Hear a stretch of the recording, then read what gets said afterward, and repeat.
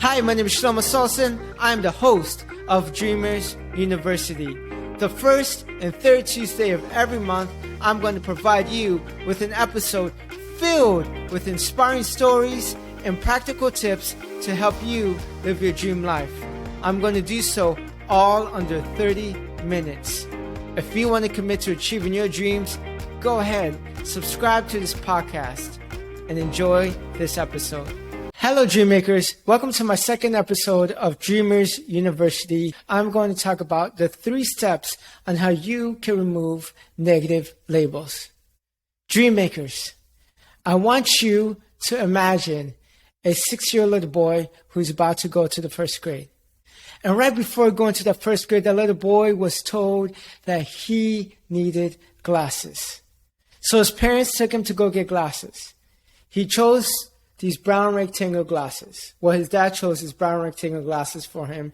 His dad would tie a string behind his neck just so they won't fall. His mom would dress him up in hand-me-downs because the family didn't have much money. So he walks in the first day of first grade. He had these blue short shorts, his white shirt tucked in these blue short shorts. He had these high white socks, white sneakers. He walks in, he looks around, and he sees that he's the only one in the class wearing glasses. Little boy feels left out. Miss Dunn is the teacher. She's in the middle of a lesson. When a lady walks in with a clipboard, she calls that little boy's name, asks if she can borrow him. The little boy follows her into her office. She tells him to take a seat while she goes behind in her desk in a white comfy chair. That little boy is scared. That little boy is nervous. He doesn't know if he's in trouble or something really bad happened. There's an awkward pause as she's going through her filing cabinet trying to find his file. She takes out his file, looks him in the eye and says, "Look, kid, I see that English is not your first language." And that little boy nods. "I also see that and you had a hard time pronouncing some words and people had a hard time understanding you." And the little boy was confused. He didn't know he had a speaking problem. And she said, "Don't worry. I'm a speech therapist. I'm going to work with you in these next few years to help you speak more clear." That little boy didn't think he had a speaking problem. In that moment, that's when he started to become insecure. And every day from that moment, he woke up telling himself these words: "I'm not a good talker. I'm not a good talker. I'm not a good talker." Any guesses on who that little boy is? That little boy was me. And on the first day of first grade, I put a negative label on myself that I'm not a good talker. What are labels? And how does it pertain to you? I want you to think about labels like when you're going to a store. For example, if you've ever walked into a super Walmart or a super Target, you look around. Everything is in different categories. There's the clothes, and the clothes section is categorized by men's, by women's, by kids. You have your groceries, and even groceries has the fruits and vegetables. It has a frozen section. It has the bread. It has the sauces. It has the pasta and the rice. You have your electronics, and you have your bathroom stuff. Everything, every item in the store is labeled. Either has a tag, a sticker, a board with his name on it. You see, the labels on humans is very similar because we label ourselves or other people label us. We put ourselves in this category or other people put us in a category. But the only difference between the labels on humans and the labels on items is that you cannot see the labels on humans. They're made up. And a lot of times we develop labels early on in our life based off of our past experiences. And many times our labels are formed at a very young age. And just like my insecurity with speaking was formed when I was 6 years old, when I started going to speech therapy, a lot of times your labels can be formed in other ways. And I want you to kind of think about what some of your negative labels are, right? And how they form. You see, maybe you failed a lot of exams as a kid, and so now you think you're not very smart. Or maybe recently you have tried multiple businesses and they have all failed, and you consider yourself a failure. Maybe you recently got laid off from a job that you've worked so hard in, and you consider yourself useless. You consider yourself unwanted. Maybe your parents got divorced. Maybe you were abused. Maybe you've had mental health struggles. Whatever challenges that you have gone through today, or whatever challenges that you have gone through in the past, it affects how we view ourselves. It affects our success. It affects our goals that we go after. It all starts with the mind. How you think about yourself is who you become. You see, I'm not making all this stuff up. Labeling theory was actually created by sociologists in the 1960s. Howard Saul Becker's book, it's called The Outsiders. The book focuses on labeling theory. And what labeling theory is, when we label ourselves, we focus less on our deviant behavior and more on the society's reaction to our deviant behavior. For example, they did some studies with people who have gone to jail. And so when people have gone to jail, whatever crime they have committed, society labels them as criminals. And now, since that person goes to jail, society labels them as criminals. These people now label themselves as criminals because they tell themselves what society is telling them as criminals. And many times, unless the criminal doesn't fix their mindset, that criminal goes outside after they get released from jail and they commit another crime. Because in their head, society has labeled them as criminals, and because they believe society, they have labeled themselves as criminals. Another thing society does to label. For example, my last brand, my last book, and my last podcast was on mental health. And I interviewed a lot of people who have suicidal thoughts or who have tried committing suicide. And a lot of times, when someone tries committing suicide, society all of a sudden labels them as mentally ill or mentally crazy. And that person labels themselves as mentally ill or mentally crazy.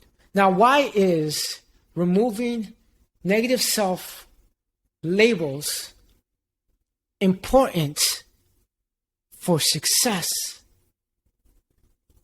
Because as soon as you remove these mental barriers or these negative self-labels, then we can start achieving success. Then we can start achieving the dream goal that we have set out for. And I'm going to go over 3 steps on how you can remove these negative self-labels. And when I go into schools and talk to students, I talk about these 3 steps. Now, the first step to removing negative self-labels is number 1, get a piece of paper or maybe get some sticky notes and list out 1 to 3 negative labels that you have. It can be, I am dumb, I am worthless, I'm a failure, I'm not an entrepreneur, I'm not a salesperson, I'm too fat, or I'm too skinny, or I'm lazy, or I'm unmotivated. Anything that you box or categorize yourself in, that you see yourself as, list out 1 to 3. A lot of times, we don't realize the negative self-talk that we go through on a daily basis. For example, you are in sales, and you are in discussion and you have a negotiation contracts going on, and all of a sudden the person drops out and you don't get to sale and things just go downhill. Then you think to yourself, you see, I'm not good in sales, or I'm not good in talking. And by the way, I've experienced this before. And when you go through a certain failure or a certain action that happens, maybe you skip out in the gym, or maybe you eat that extra slice of pizza and then you call yourself fat, or maybe you skip out in the gym and you call yourself lazy. You see, now every time you have that action or every time you have that behavior, you repeat that negative label to yourself because you have a habit of telling yourself that thing for years and years and years. And so what this step does, it makes you aware of what those negative self-labels are. And right next to the negative self-label, I want you to write out, because it's not enough just writing out the negative self-label. Write out, how is it holding you back from achieving your goal? Is it holding you back to lose an extra 20, 30 pounds? Is it holding you back in sales? Is it holding you back from getting money? Is it holding you back from gaining muscle? Is it holding you back from giving a great speech? Is it holding you back from interacting with other people? How is that mindset and that negative label holding you back from where you want to go? For example, my negative self-label was I wasn't a very good talker. And so for majority of my high school and my college years, I avoided presentations. I avoided speaking in front of people. And even when I was left alone with people, I didn't really converse with them because I have labeled myself as shy. And a lot of times people will come up to me and it's like, oh, you're the shy one in the group. And so now I have that label. And it stopped me from interacting with people in social settings because I was afraid to either say the wrong thing. I was afraid to be laughed at for how I spoke. And that negative self-label prevented me from doing a lot of things. Talking to people, giving presentations. It stopped me from doing well in sales. Learn what your negative self-label is and write down how it's holding you back. Number 2, for every negative self-label that you have, write down a positive label. If you label yourself as shy, now write down, I am confident.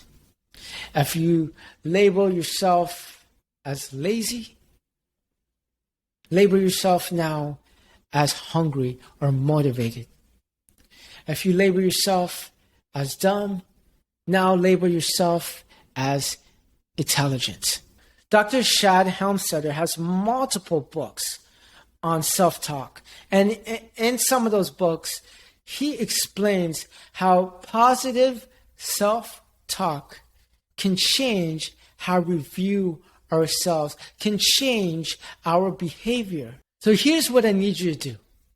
I need you to visualize. Visualize having this positive label. When I first wanted to become a confident speaker, I didn't believe in myself. I didn't see why would people listen to me after being laughed at for 15 years for speaking. And I first joined Toastmasters, which is a public speaking club, and I would enter these speech competitions. Half the time, I would visualize myself on stage giving a phenomenal speech where I'm getting a standing ovation. I would visualize people laughing. I would visualize people crying at my sad story. I would visualize people feeling inspired in the end. And that's how I was able to win my very first speech competition. Because what visualization does is it creates a picture in our mind of how we want to be. And many times we cannot tell the difference between what we're visualizing and real life. I'm not the only person who does this. Phil Jackson, who was a coach for both Michael Jordan and Kobe Bryant, would have his teams visualize every single practice for at least 15 to 30 minutes.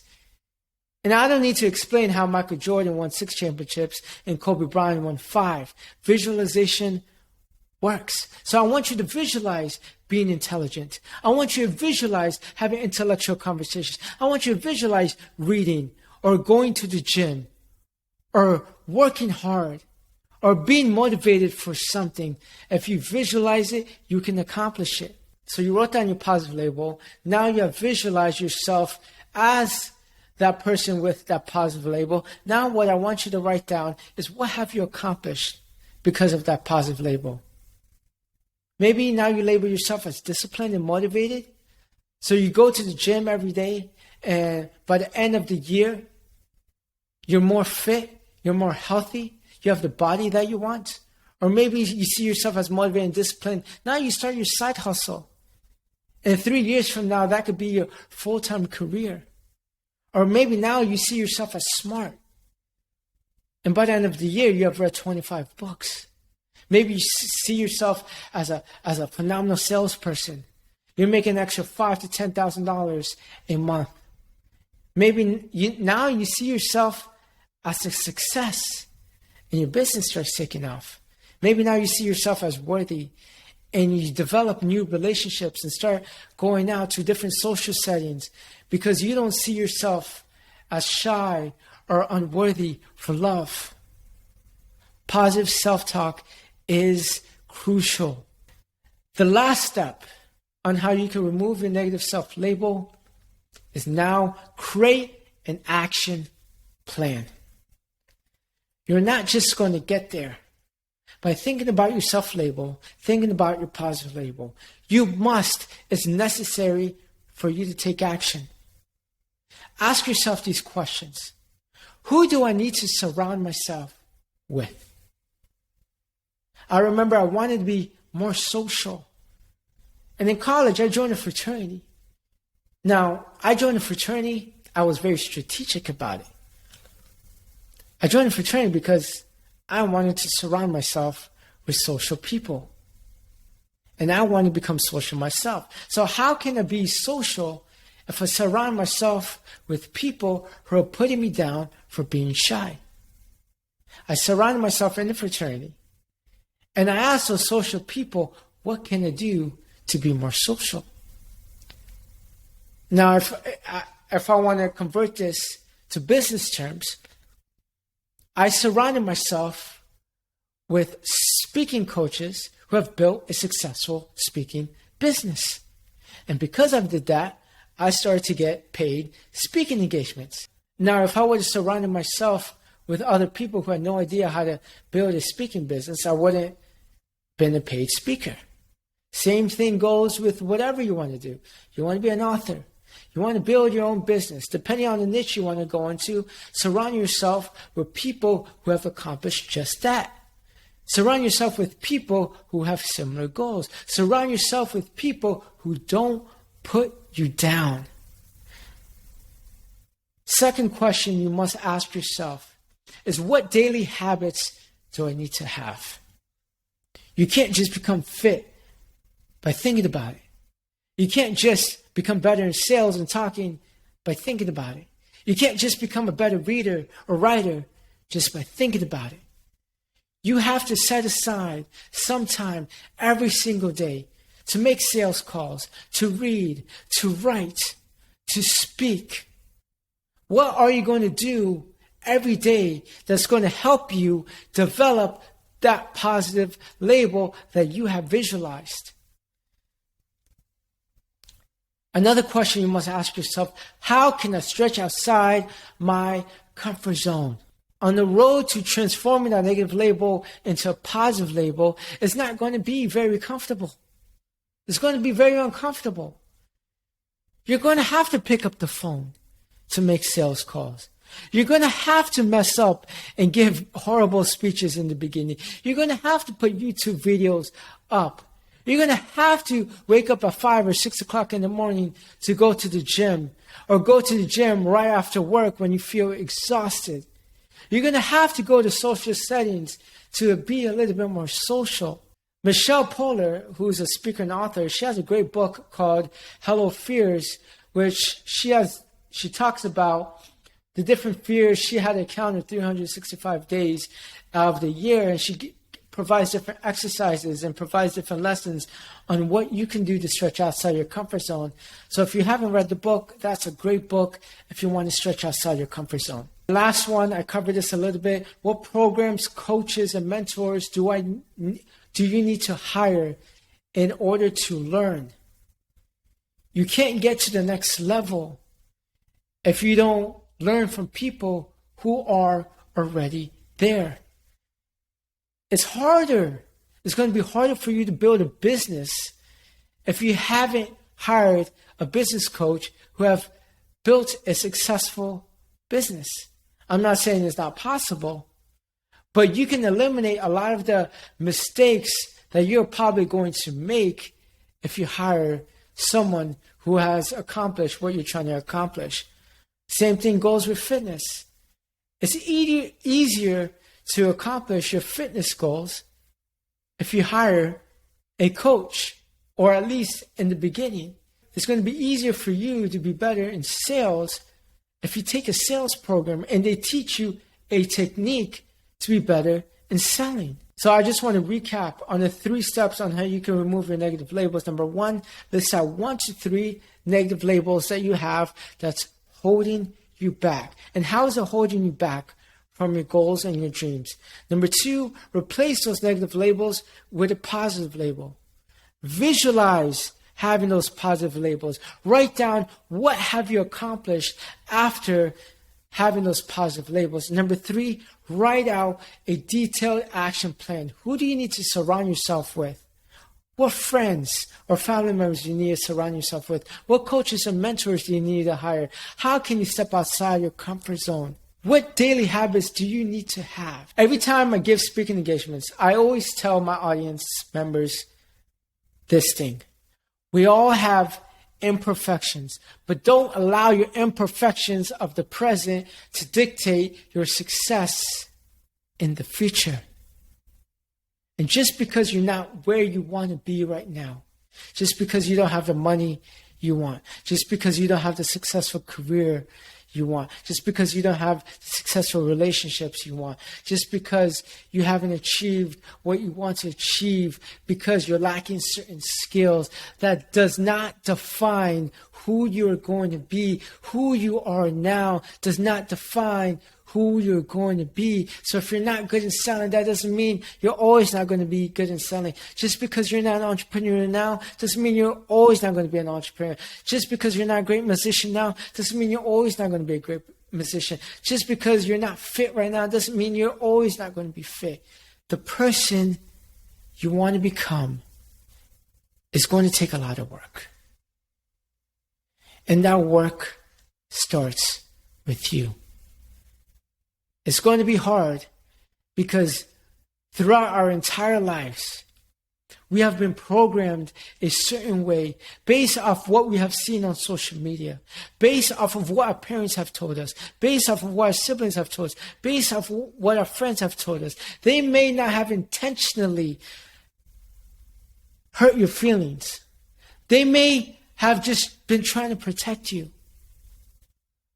But just because they have said that you're not good at something doesn't mean you're not good at that one thing.